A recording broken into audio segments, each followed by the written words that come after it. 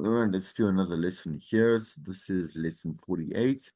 The yeah for H radio 2 to 3 part timers. We're going to focus on all well, not writing news. We're obviously with the news realm, focusing specifically on traffic and weather. I think is coming up too in this particular lesson. There we go. It's right there in front of me. I should actually look. Chapter 22 from Geller's Beyond Powerful Radio, page 259 to 264. And then in Cullinan and Nash's Next Level Radio, Chapter 5, 5.3.5, Writing and Reporting for Traffic, page 199 to 204. And then 5.3.6, so 5.3.6, Writing and Reporting for Weather, page 204, 206. Okay. So I'm not going to be, it's not that I mean, I can't or I haven't, whatever it means. I was looking for specific videos that might actually assist in how to present the weather or the traffic in a better way. Specifically, I was looking for the tools that they use because I mean, I know that stations that can afford it have these very, very complex and really intricate devices, well, applications, for example, that ride off, for example, the ride off brands like TomTom that are immensely accurate in being able to really be able to interpret gridlock and stuff like that, but also allow you alternative routes and et cetera, which make your traffic and your quote unquote weather in other obviously instances, when we talk about weather on its own, meaningful and impactful. Why do we keep including this on like within our radio product? Because it is necessary and it is like it's expected. Okay, it might seem a little bit redundant to for example have a traffic report, because one can just use their Google Maps. It's free. There's not nothing else out there. I think that's free that works as well as Google Maps. It allows you it. I mean, it's dynamic in terms of as your route continues, it will opt for different alternative routes, or alternate routes. It will tell you that there is a certain amount of congestion ahead, whatever it may be, right? Cool. That's great. We love that, right? But a human being that is a traffic expert, so a traffic journalist, right, which we know exists on our commercial stations specifically, have a dedication. The entire job is dedicated to managing and delivering that kind of, again, supportive news segment, right? Okay, to the listener out there as part of, again, that news bouquet, right? So we have the news, we have the sports, we have discussed like why, like for all these other things. For example, even weather, weather, traffic, financial indicators, and sports have become negotiable, right? So they have not become mandatory, they become optional, which is weird. And you can hear when my voice goes into like that squeaky mode, it blows my mind that certain stations just don't do it because they think it's not important, because they stop the thought process as saying, listen, yeah, we can't compete with your phone. No, you should compete with the phone because we are an information driven product. So the whole caboodle must be there, right? Throughout our entire product, right? So anyway, there's so much more I could go into. It's just I mean, it's a personal rant that I really have against stations, kind of opting out. And so making it, it's not even that they're making a statement. Yeah, oh, yeah, I keep going, all right, but they're not making a statement. It's not smart. It doesn't look good. You don't look complete. The product is empty, because it's got holes in between. And so, you know what? Really, I don't even know, right? If you've got a news anchor there, a news reporter, journalist, then if they're the only one there, then let them do everything, right? Okay, all right. Okay, so that's my thing, right? I am going to all right. I'm gonna still try and find some kind of version you can listen to about the traffic and the weather it's and perhaps I'll find in time to show you within this lesson, right? So if eliminating traffic is not a choice, your listeners are going to be affected by and participate in traffic as daily lived experiences. Yes, we all know that, specifically because yeah, so we're talking about Gauteng. We live in Gauteng, right? And gridlock is just one of those, it's one of those base things that we experience whether you do the commute from Pretoria to Joburg or Joburg to Pretoria or anything in between there. You're stuck on that N1, right? South or northbound. And gridlock happens so easily, right? So easily. Even if there's a stalled vehicle that's not even in any of the lanes, complete a backlog of people are stuck, and there is this massive again, what's the word I even used this morning, man? Man, I just even when I say this morning, I used that a couple of minutes ago.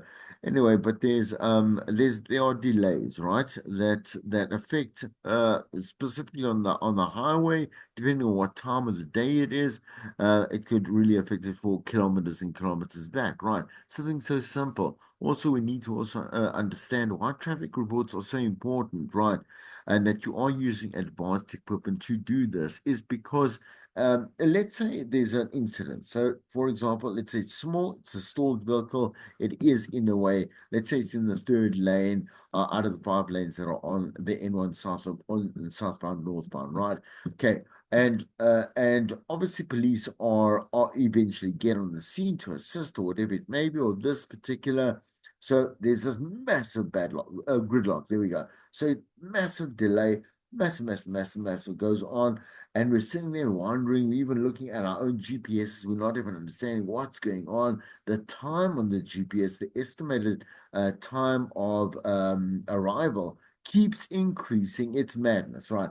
Anyway, my point is that the reason for that gridlock, when we actually do, we do pass the incident and realize, man, there's nothing there. I was saying not nothing at all, but there's this freestanding vehicle that's on the side of the road in emergency lane and so on, right? There's no reason to cause any type of delay, still does, right?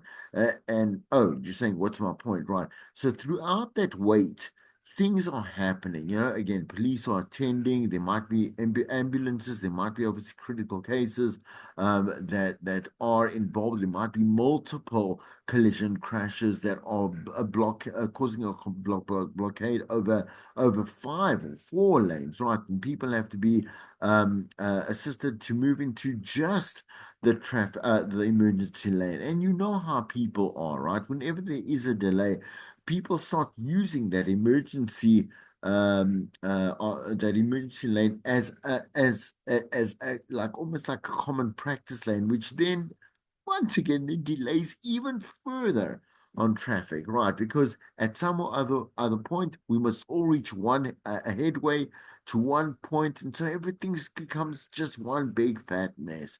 And I'm carrying on, right? Why am I carrying on and on? The people on air, right, because they have these very smart systems, can be able to or are able to deliver really like useful traffic updates to the people on the road, to the listeners on the road. In other words, being able to know that they should start making a move from, if you're in the middle lane of those five lanes, making a move towards the far left to take an off ramp and take an alternative route. And the person on the radio. So the traffic reporter should give me a number of alternative routes depending on where my destination is. All right. Okay. So anyway, there's my entire large, long-winded, damn man, long-winded explanation as to why it is that one, traffic is important, obviously, right? It would be weird, right, if it wasn't included in a traffic report, specifically on the drive and on the breakfast show. So obviously, the high traffic hours or times a day, right? Two, we also know that we live in a country that allows for flexi hours. So someone can start at 6 o'clock and finish at 3, start at 7, finish at 4, start at 8, finish at 5, start at 9, finish at 6. I'm saying at work, right?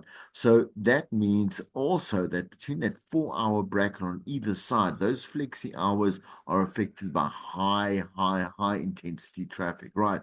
It's not just the olden days where it was something between 4:30 and 5:30, right? Or 4 and 5. It's now there's a lot more people. There are a lot more people on the roads, and there's a lot more time, right, for those people to cause congestion, right? Anyway, so we go back to the radio because the radio has the truth, it's got the facts, it's supposed to assist us, and the traffic reporter does their best, and they do. They're great to be able to give us value for the time that we decide to invest in that station. As long as traffic reports have revenue attached to them too, why not? We know that. We say this traffic report is brought to you by insurance. Then they go do a cool tagline that ties in with some kind of traffic related concept, right? A programmer's appeal that management cancels traffic services will likely fall on deaf ears, right? Could have fooled us. There are many car manufacturers, fast food restaurants, and other types of businesses that value the fast paced live delivery of a traffic report in real time on air while they have a captive market listening to the radio in their cars. Sorry. For this reason, the sponsorship of traffic reports are brought to you by, as I just said there, Outsurance. Outsurance, bring you safe or bring you home safely, whatever it may be. It wasn't so corny. It kind of works, right? All right. Anyway, okay. So, right, just by virtue of a traffic report being on air as a piece of audio that thousands of hundreds of thousands of listeners will hear, it is important to coach traffic reporters on how to deliver impactful, and also so traffic reports that make sense. Okay, we're going to give the direction. So, in other words, as I said, eastbound, westbound, southbound, northbound, right? We're going to give a certain, let's say, metrics, maybe 2 or 3 or 4 kilometers before a certain off ramp. There has been a multi-car collision. Let me just get my wording correct there. That is delaying traffic by, 25 to 35 minutes if you are heading towards the Braakfontein interchange, right? Examples like that. We need to be able to make sense of what it is that people are trying to understand as being valuable to them. Program managers have limited time with presenters, especially when there are several presenters on air. So even when we are looking at all presenters, not just on air presenters, DJ wise, we have co-hosts, we have contributors, we have news, we have sports traffic, and not necessarily weather. I suppose weather sometimes is done by an independent, sometimes on talk stations, right? All right. We have to take care of our own business. I'm saying, in other words, we need to also monitor our own performance because we have to have that capability of doing it on our own. The program manager will come time to time, right, and make sure that we are doing our job properly. Let me tell you that they will come immediately if they by chance are listening to the station, which they normally are, and you make a horrendous mistake, right, or even a small one that has horrendous impacts or ripple effects. Knock-on effects. However, spending some time on them usually has a dramatic effect on traffic delivery and its success. In other words, the feedback, right? Please. Okay, a good traffic report contains real-time information. So, for example, a route going from A to B and a drive time. So, the actual time to take there to get there, right? So, it should tell you if there is congestion, where that congestion actually is happening, and what is causing it. So, it should focus not only on major fatal accidents, right? Ideally, we do when we are doing the traffic headlines, and then you'll find that traffic is normally scheduled four times throughout a show, as it's as an independent standalone piece, right? So that I'm saying so that for example, the sponsor gets a full gets the value in money, right? Anyway, natural disasters, severe weather, definitely there's hail. They tell us to beware of that, because that does, yeah, like really raging storms, thunderstorms. You can't see, you can't see in front of you, man. Everyone's flickers are on. Most people also just pull off onto the side of the road with their obviously emergency lights on, and that also is a cause for probable accidents, because people also driving through there not being able to see maybe 2 or 3 or 4 or 5 meters ahead of them, because it's so incredibly, like I said, the fog, the mist, the I'm going to say, so the debris, whatever it may be so intense that, of course, man, like accidents happen. So it might even propagate even further. The quote unquote, I'm going to say devastation, right, for the moment, right? Uh, uh, uh, yeah, okay, that's a bit dramatic, but fair enough, right? That we do. And then think about it, dude. The traffic is going to have a lot more to say and assist with that particular person. Just it's not just about getting from A to B; it's about getting through whatever stands in your way. Electrical failings, smog, city power outages. All affects that short time traffic lights, defectiveness of whatever it is. Also, lights, detours, roadworks. Special events leading to road closures, protest actions or marches, and even animals either being stuck on or trying to cross the road. Man, I saw the story about the hippos, the mother and the little baby, there in Kempton Park. And you know how hippos are vicious animals, man. They were just like strolling on by that come and they come through the glades. I'm gonna say the glades over a river and into the suburban areas. And man, they didn't. I'm quite sure that they didn't stop there. I'm sure they went and crossed a couple of roads.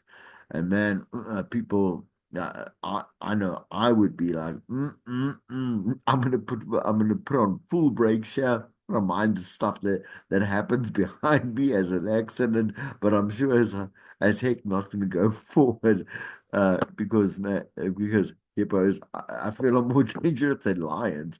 Anyway, okay. Exaggeration. Are they though? Am I though? Okay, anyway. There are different expected peak traffic hours, for example, obviously during lunch, school pickup times, or at the time of a major event. Now, you can be aware of traffic reporting because it depends largely on the geographical footprint and scope of the station. And so anything outside, broadcast outside our feeder area means nothing. All right. So traffic reports are also typically very time limited, so they should be updated almost 3 to 5 minutes. In other words, well, maybe not even updated, they should be monitored all the time and consistently updated. So then when you do go to air with the report itself, it is new. So it's new. It's an update. It's not old. It's not old. What is the word, man? And I'm looking for incidents, things like that.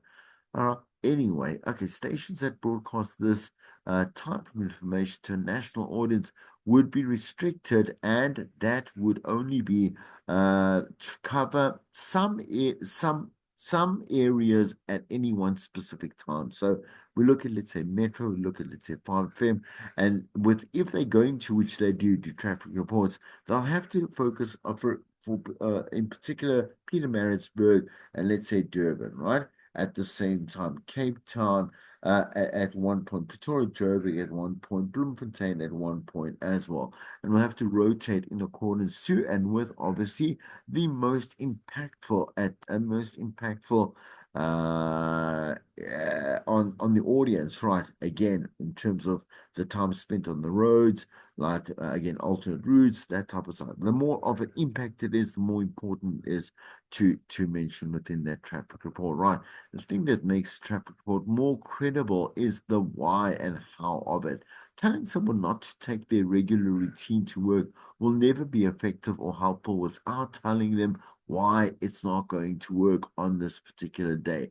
Once again, inform them the reasons as to why and tell them why it's going to be better for them to be able to take an alternate route. Right. Okay.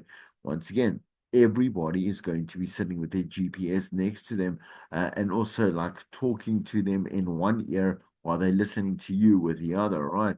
As they are again navigating through. You know how important it is. I know that most of you do use public transport, and the taxis are. Oh, I mean, I wish I could drive like a taxi driver because they get you where they need to get you, regardless of what traffic incidents do occur. But you, as a driver, as an individual, you have to be places at a certain time.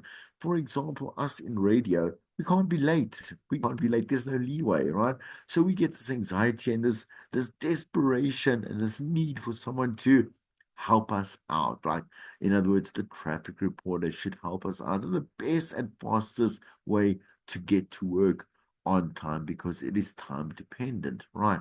I'm not saying time doesn't or isn't important to other people, but there are many jobs where you have to actually be somewhere on time. Lecturing is another one. I can't arrive like 45 minutes late or even 10 minutes late or even 5 minutes later to a class without some just on my own be like, oh, okay, whatever it may be, right? Because there are other people that are dependent on that person being there on a specific or at a specific time.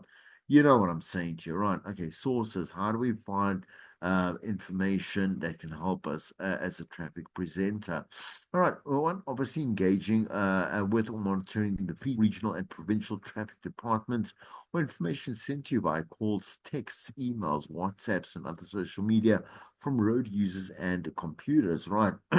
Primarily the information is sourced from the internet and can easily be found on specialized traffic monitoring sites, right?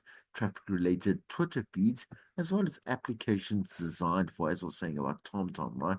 Designed specifically to not only track and monitor traffic, but also to inform you as to how long the delays will be and which alternative routes will be available that you can actually use. So, let me just, okay, there's an example there. 5C, next level radio. I'm just going to go to 202. Excuse me for that. Let's all go to 202. Show you just quickly. There is example 5C. You'll see at the top of the the page there, right? It says there, traffic report. Cape Town and Khayelitsha on Muway. There's a crash on the bridge over the N2 with a right lane closure. So you'll be affected if you're traveling into the city. Trains on your southern line are experiencing delays of between 10 to 15 minutes, so allow for extra travel time. In Joburg, if you live in Four-Way, stay home and have an extra coffee. If you can afford to leave later, well, because there are some delays on the corner of Grosvenor and Cumberland and on Witkoppen and Montecasino Boulevard. Due to defective traffic lights, the JMPD are now there on their way to help ease the traffic flow, but haven't arrived yet. And on the N12 R24 in Bedford View, it's backed up on both routes toward the Galulis interchange.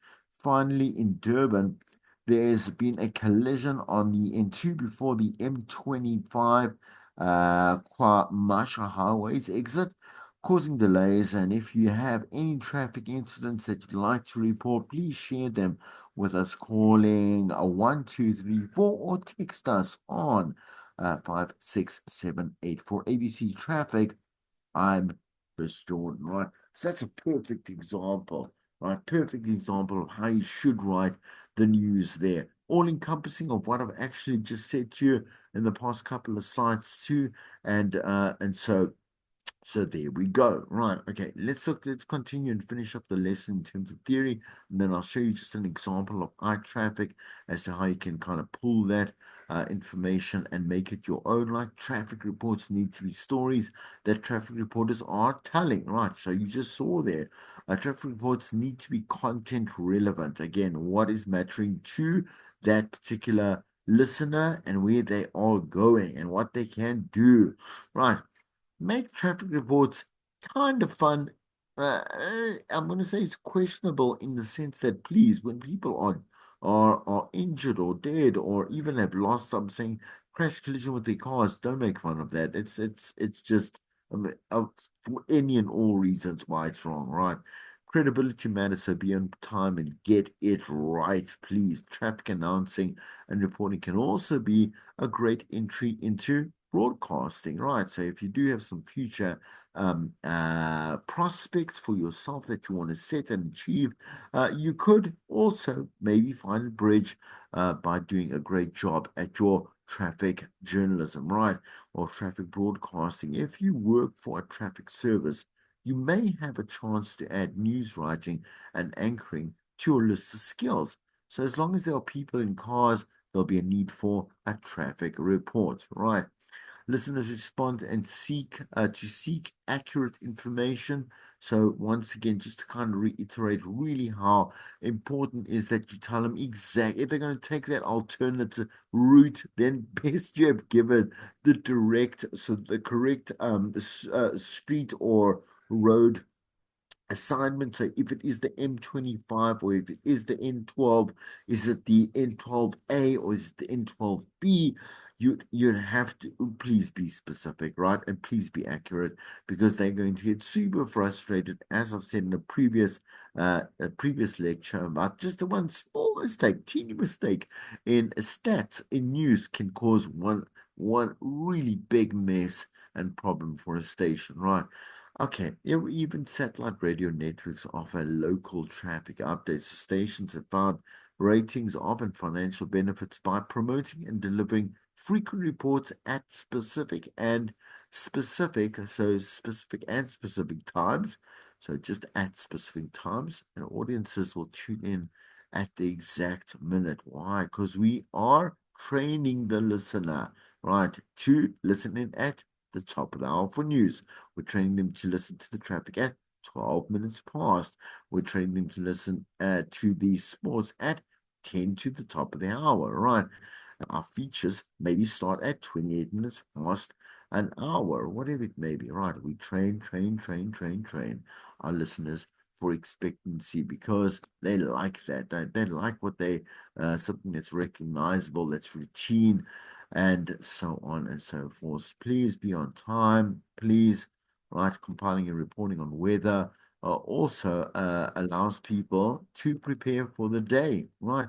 So depending on which part of the day it is, your weather update will change. If it's in the morning, then obviously please do forecast for the highs that are coming, right? There's no need to forecast on the lows because the lows normally happen around about 4 o'clock in the morning, the very, very chilly lows. So that's past, it's old news. You want to be able to tell them like it's going to reach a high later on at whatever it is, 27 degrees. There's a humidity chance, a UV rating, this, whatever that, whatever you feel might be contextually relevant, again, important for a listener to know. Once again, if the weather is drastic or it's extreme, you will have to please tell them before they leave the house for many different reasons. One, we'd like to be able to be clothed properly, right?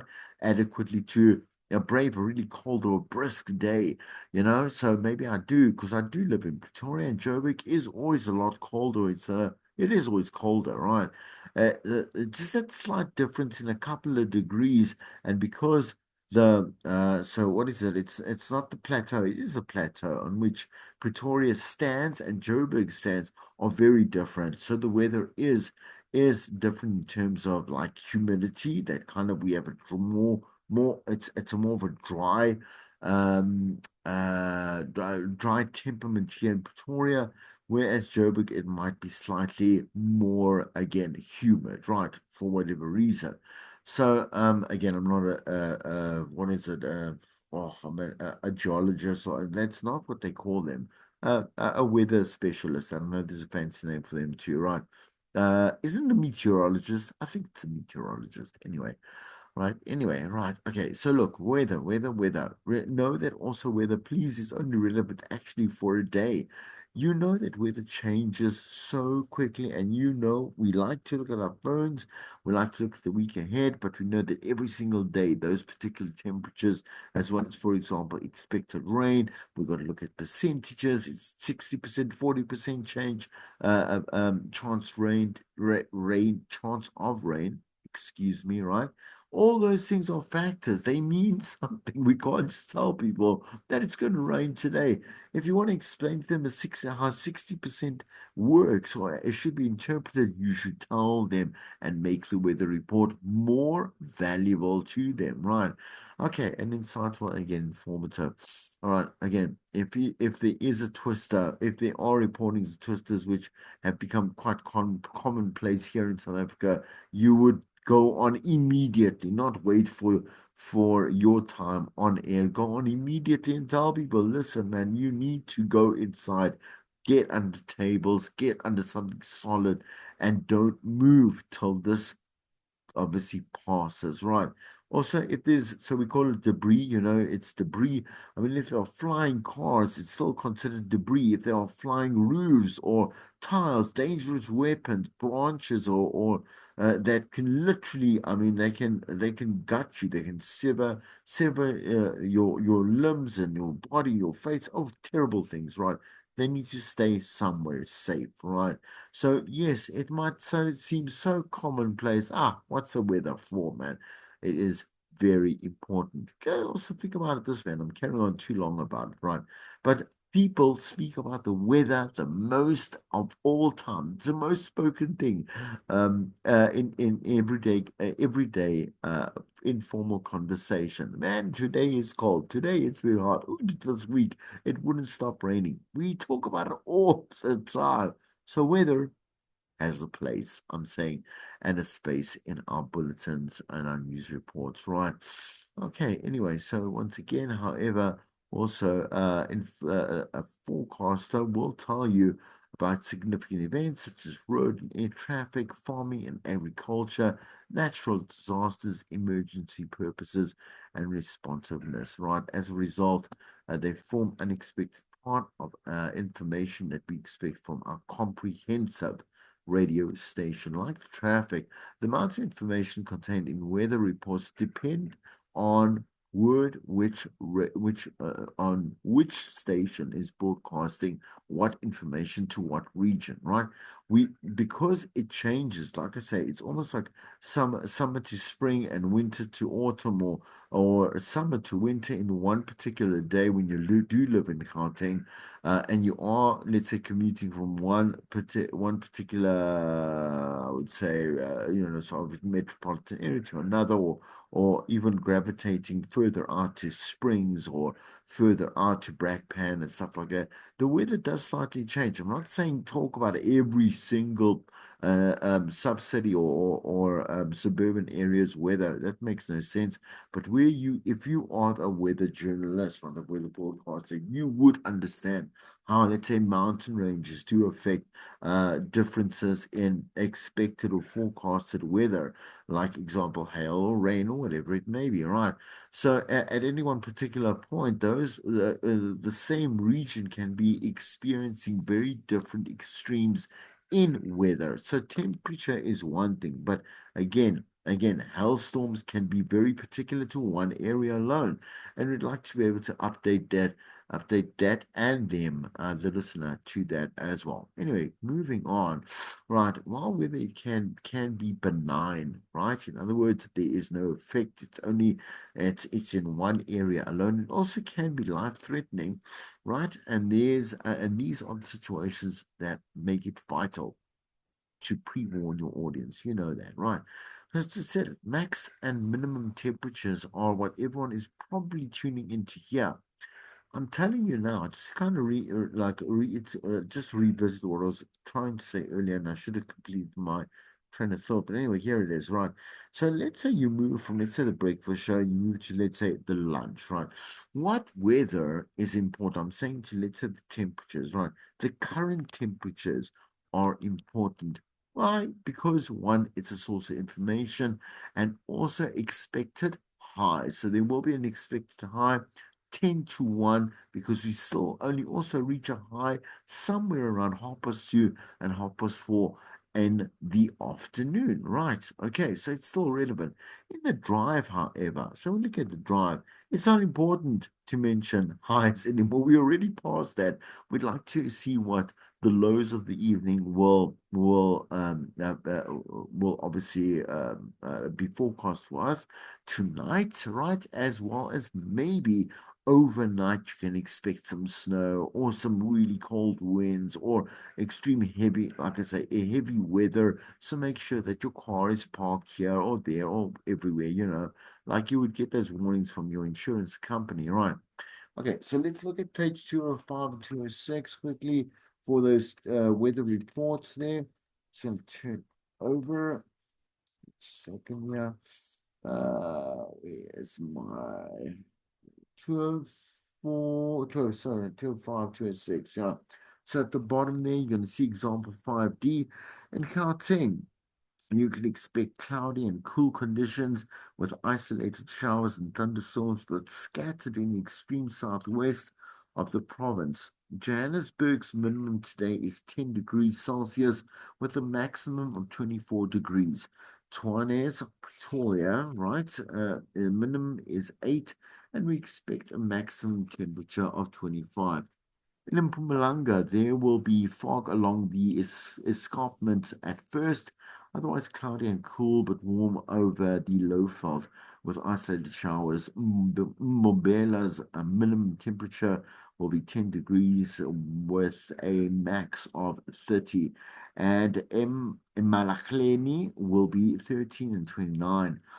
The Western Cape will be cool in places, otherwise cloudy and cold with scattered showers. The wind along the coast will be moderate to fresh easterly, becoming strong east of Cape Point. And in the morning, no, let me just say that last one again. Okay, becoming strong east of Cape Point in the morning. Cape Town's minimum is 7 degrees today with a maximum of 32. Knysna 10 and 32 and Landsberg 16 and Lanesburg 16 and 37. Finally, for our listeners observing, Ramadan sunrise will be at 6:23 this morning, and the sun is expected to set at 17:45, with the full moon expected to appear tomorrow evening at 7 o'clock. Let me just take some water.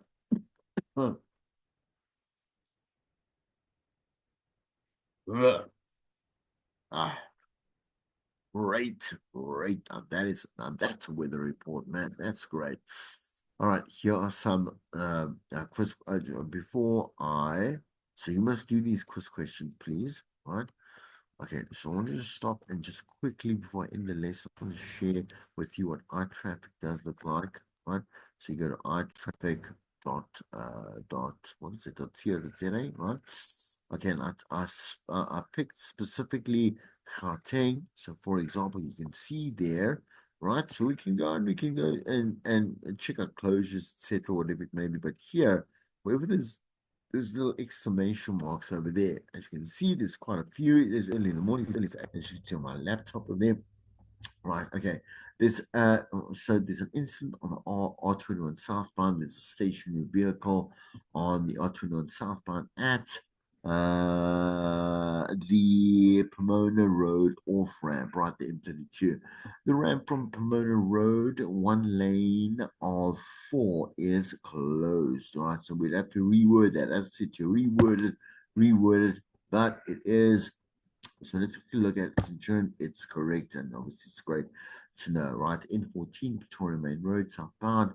There is a stationary vehicle on the N14 southbound, on the Pretoria Main Road. Again, once you got to rewrite this right after the ramp to the N1 North, N14 West. The ramp to the N1 North, N14 West, there's a shoulder. The shoulder lane is closed, right? So again, rewriting this so that it actually makes sense to the listener. Very easy, and again, I'm saying for you, if you're a community or student based, voila, right there, it does it for you. It's all the information. The rest is actually up to you to make it sound great. Okay, I did, man. As I said to you, this was not a good vid. It was a good video in terms of radio DJ, etc. I wonder if this one's going to help drive sales, leads, or site traffic by getting your business in front of people who are actively searching Google for products or ads, honestly. So I don't want to look because it doesn't really apply. Just check out TomTom our Go code. Professional 6250. This sat nav comes with lifetime update, lifetime traffic updates. It's built-in data SIM card, so you can drive around Europe without worry about roaming charges. You should be still connected to internet. TomTom is the best with traffic information. I like, you can see all these red and orange spots are traffic or closed road. It's showing you not on the whole map, it's some circle around you, but it's still really good. And you can go and have a look, for example, what the traffic is near to Luton. You can just click.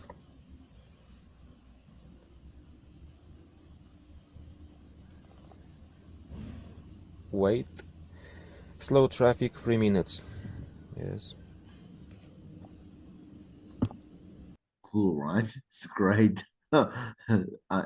Super much more impressive than Google Maps. All respect to Google Maps, we love it, we use it. It is free TomTom, however, obviously for your own car. Another story. This is for the car, right?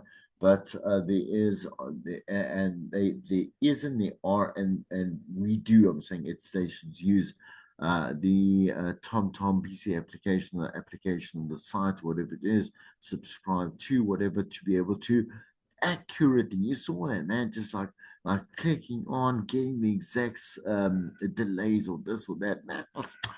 Yeah, go TomTom, man. All right. Anyway, stop share. I'm done then with your lessons. I'll see you in the last week.